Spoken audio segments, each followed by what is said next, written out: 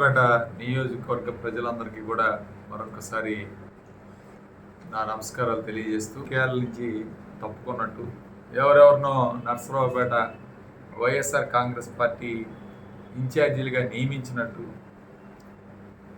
కొంతమంది మాట్లాడుతూ ఉన్నారు. అంటే నేను ప్రజలందరికీ తెలియజేసేది కండిషన్ బెయిల్ ఉండటం వలన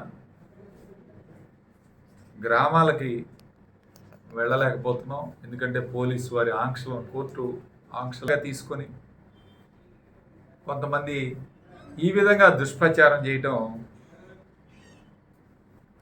తగదు.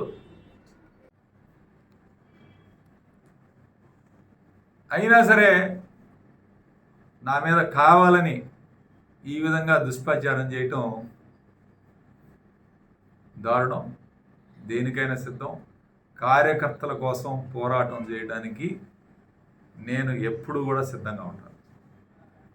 మమ్మల్ని నమ్ముకొని ఎన్నికల్లో పనిచేసి 13 సంవత్సరాలు వైఎస్ఆర్ కాంగ్రెస్ పార్టీ జెండాను ఎగరవేసింది నర్సరావుపేట నియోజకవర్గంలో గోపిరెడ్డి శ్రీనివాస్.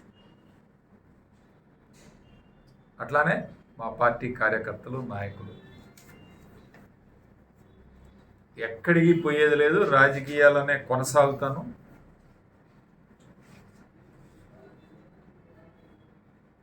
ఈరోజు కండిషన్ బెయిల్ ఉండటం వల్ల బయటికి రాలేకపోయినంత మాత్రాన ఏదో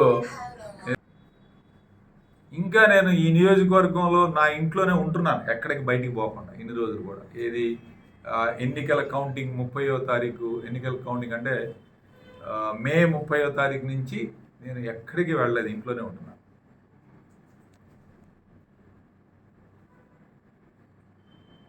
చాలామంది మా పార్టీలో పోటీ చేసిన అభ్యర్థులు ఇంతవరకు నియోజకవర్గాల్లోనే లేరు, కనపట్టలేదు. వాళ్ళు ఇంతవరకు రాలేదు నియోజకవర్గం. మాటలు మాట్లాడే వాళ్ళకి, ఇలాంటి దుష్ప్రచారం చేసే వాళ్ళకి కేవలం మీడియా ద్వారా తెలియజేయాలనే ఈ మీడియా సమావేశం ఏర్పాటు చేయడం జరిగింది.